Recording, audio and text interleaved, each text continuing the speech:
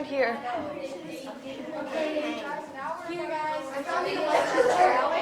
Yeah, you can go inside. You can go inside.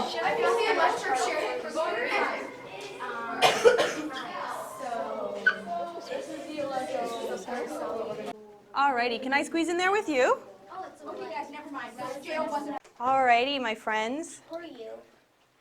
Now, some of you will be shocked when I tell you where we are. We're standing in one of the 6 original punishment cells here at the jail. These were used for the punishment, the solitary confinement of troublesome prisoners. Now, like the rest of the cells, they had no light, no heat, no air, and you would be left in here naked, shackled to the ground while you were here in solitary confinement. Yeah, this is a very uncomfortable place to be. All right, everybody, we're gonna head outside and upstairs. Yeah. So follow me. Me first. Someone slam the door with the bunny man.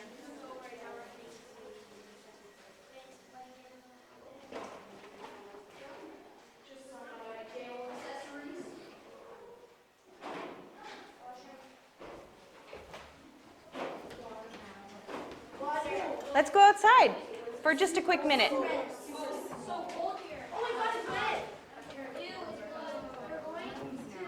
This way, everybody. Okay, my friends, I have a little bit more information to share with you. Some of you may have noticed what I'm standing directly under. I am standing directly under the gallows. These are the very trap doors where people were executed. Now, over the years, only 3 people were executed here. Before we climb upstairs and can see the gallows on our way into the 8th floor of the jail, I have to tell you a little bit about the staircase behind me.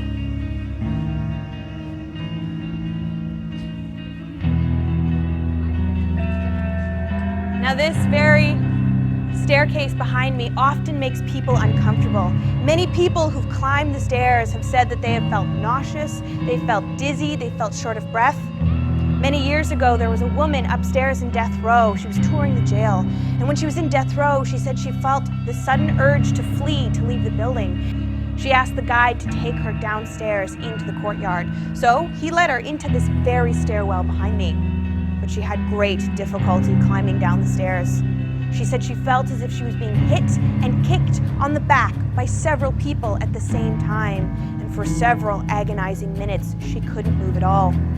Eventually, she was able to carry on downstairs outside, and after the tour, the guide asked her what had happened. And she said she felt as if they weren't alone, and whatever was there wanted them out.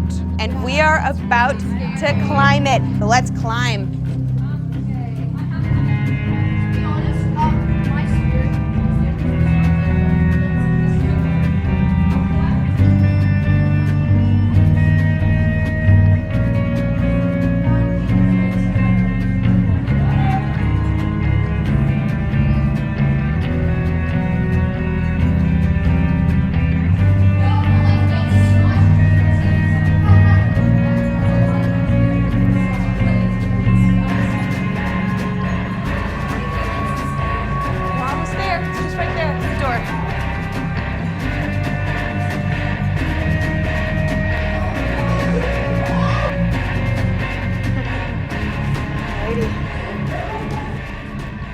Standing in front of the single-person cells. This is where one person at a time would be kept, and they would be locked inside for 12 hours a night with nothing to do but lie on their bed and stare at the ceiling above them. As inmates here at the jail, they would, if they were lucky and were doing good, could stay out here in the range where we're standing.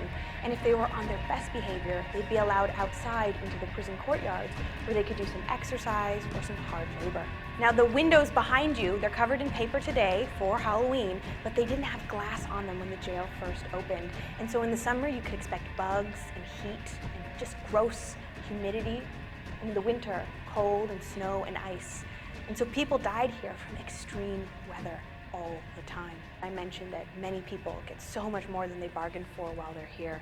But it's not just guests, it's staff as well. In the 90s, there was one who lived and worked here who was known to be impossible to scare. And every night, he'd lock himself into his room and have a great night's sleep. One evening, I think he was just brave, he does just that. He locks himself in, but he awakes a few hours later, there's a man standing just inside his bedroom doorway. At first, he thinks it's a friend who's looking for a place to crash after a late night out in the city, and so he sits up in bed and he starts yelling at this man, but he doesn't get a response. Frustrated, he gets out of bed and crosses the room to turn on the light. But when he crosses the room, this man crosses with him, and when he turns on the light, he expects to see a friend of his, but that's not what he sees. Instead, he sees the figure of a man turn to the wall and pass right through it. This custodian checked his bedroom door, only to realize it had in fact been locked from the inside the entire time. Did anybody want to take some selfies inside of the cells? I know it's bad, I really do love it. But you're welcome to go inside and explore, but when I say it's time to move on, you do have to start gathering together. All right, everybody, we're gonna move on. We're gonna move on. Let's go.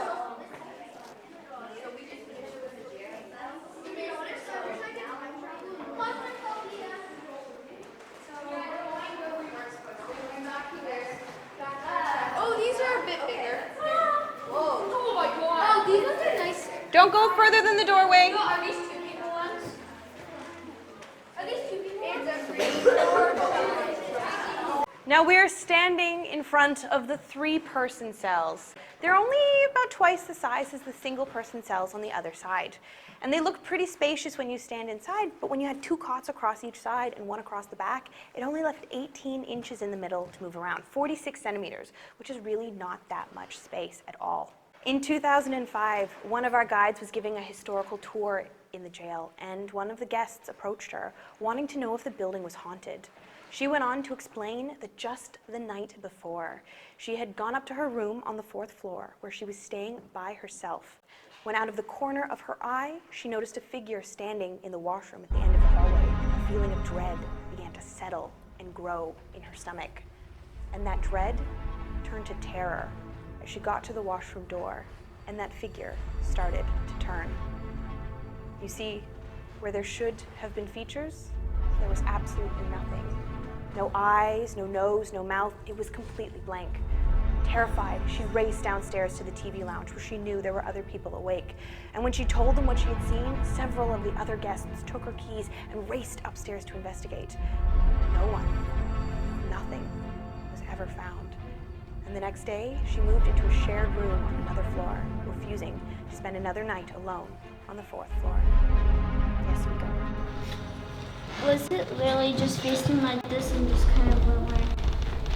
Yep. So, I'd like to take this opportunity and say that these doors actually lock. And I think since we do have a couple of prisoners in our midst, now is the time that we lock them up. Yeah. Vigo, no, it's Vigo. So here's what's gonna happen. Here's what's gonna happen, everybody. I'm gonna lock the door to this cell. If anybody wants to get locked in, this is your opportunity. I'll lock you in for about 30 seconds, and then I'll open the door and let you out. What? Hey, if you want to get locked in, go inside. I'm going. But just remember to keep your voices down. Voices down. Alrighty. Everyone happy?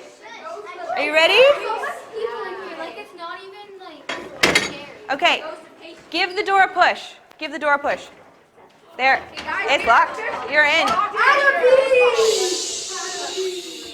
All right.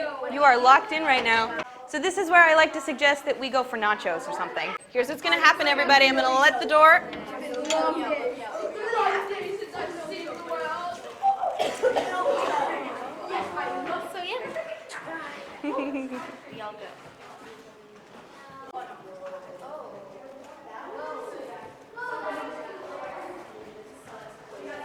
Alrighty, folks. I'd like to say, oh, that's you? All right. I'd like to say welcome to Death Row. These cells are numbered 1, 2, 3, and between those 2 iron walls we just walked through is cell number 4. Now, cell number 4 is unique. It was kept separate from the rest of the block, from the rest of the prisoners. Cell number 4 was special because that's where the next prisoner to be executed was kept, and they had their own personal guard who was on a suicide watch. They had to watch the prisoners day in and day out to ensure that they couldn't take their own life before the judge's justice could be met. Now, it was kept isolated by a set of heavy wooden doors that are no longer there because they had to be removed for safety reasons. In the 90s, there was a bed in the jail so visitors could see what life on death row was like. And in those times, the door was jammed shut. You really couldn't get it open. One evening, we had a guide giving 2 tours, and on her first tour, she and her group entered death row to find the door jammed shut and the bed against the far wall. But on her second tour, despite the fact that no one was supposed to be up here in between, she and her group entered into death row to find the bed standing up and leaning against those jammed shut cell doors. Seeing this, knowing that what was up here, who was up here, couldn't have possibly gotten into the cell to move the bed, she took her group and moved right along. But that's not the only thing that's happened up here on the 8th floor. This is the most haunted floor in the building, after all. Footsteps can be heard up here, and so can voices. Today, we know that when it was time for a hanging, it would be the hangman that would come out from behind that door. And together with a priest, they would then walk to cell 4 to get the condemned. And once together, they would march to the gallows, walking to the cries of dead man walking. So now it's our turn. It's our turn to retrace the final steps of the 3 men executed here at the Carleton County Jail. Behind these barred gates are the gallows. Typically, gallows were temporary, built before and taken down after each execution. But as you can see, these gallows form a permanent part of the building. They're a drop-leaf, foot pedal operated gallows system and are one of the last working set of gallows in Canada. When it was time for a hanging, the condemned would be marched from cell 4 down those stairs you just walked and to these trap doors right behind me. Their arms and legs would be tied up behind them so that they couldn't flail out as they dropped. And then the hood, a bag almost, a cloth, would be placed over their head and the noose around their neck. The hangman would press down on the pedal, the trapdoors would swing open, and they would drop to their death. And if they were lucky, it was the right amount of rope, and it would be a clean, quick snap. Whalen's was the first and only public hanging on these gallows, because just 5 months later, in the summer of 1869, public hangings were abolished across Canada, and a wooden screen would have been built where the viewing doors are now. But hangings, the only method of execution ever legal in Canada, lasted until 1976. It was legal for that long. 4 years after the jail closed is when they decided the death penalty would end in Canada. And so the gallows remain as a stark reminder of just how cruel history was.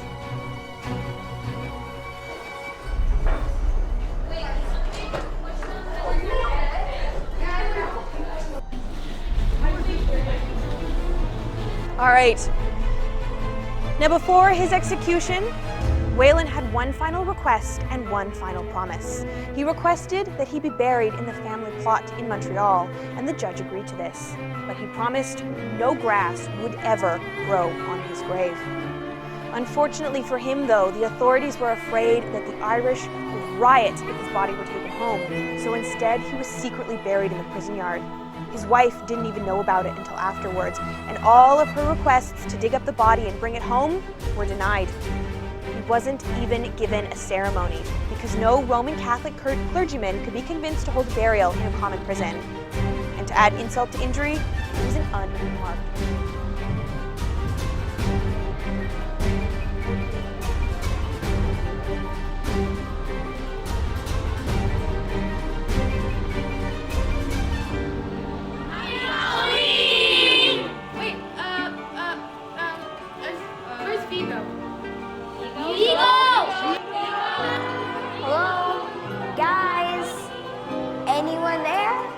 Very funny.